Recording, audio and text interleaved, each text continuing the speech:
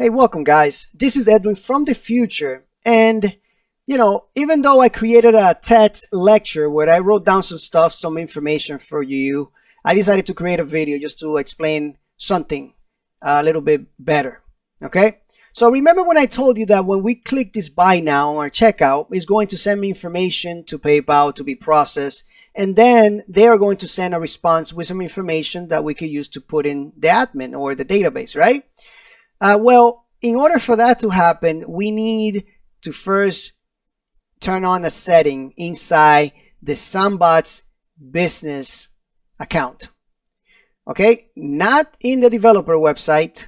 Okay, well, you can go into the developer website and look at your Sandbox's account. So you can look at the email that you created for your business or your personal and the password if you change it or not, right? But remember, we are going to the Sandbox. So it's going to be sandbox.paypal.com.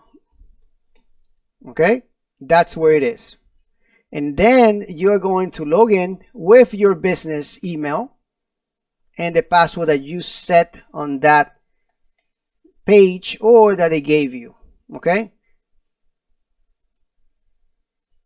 simple as that. Now that you are in the business account, in the fake business account, you're going to find, and let me see if I can find it, the page where the setting is.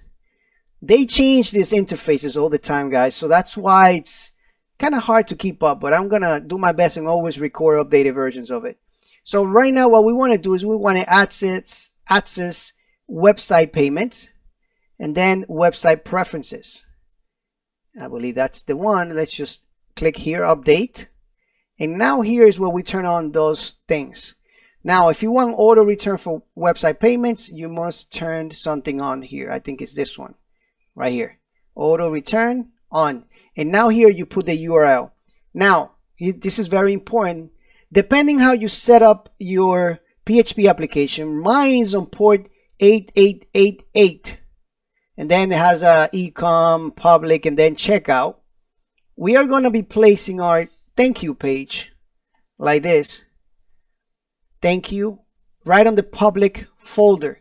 So my address for the thank you page is this one here. Okay, your address might be different. Make sure that you put the address that corresponds to where that thank you page is located. Okay, so now I'm going to go back to the references and I'm going to do that. You see that? And that's the URL where we are going to be getting the response from PayPal. And then save it. Simple as that. And that's in your business Sandbox account. That's it. All right. If you want some other stuff here, you're welcome to turn it on. But that's all we're doing for now. If you have any issues, of course, you can always write a message in the lecture. See you in the next lectures, or say hi to Edwin from the past for me. Take care.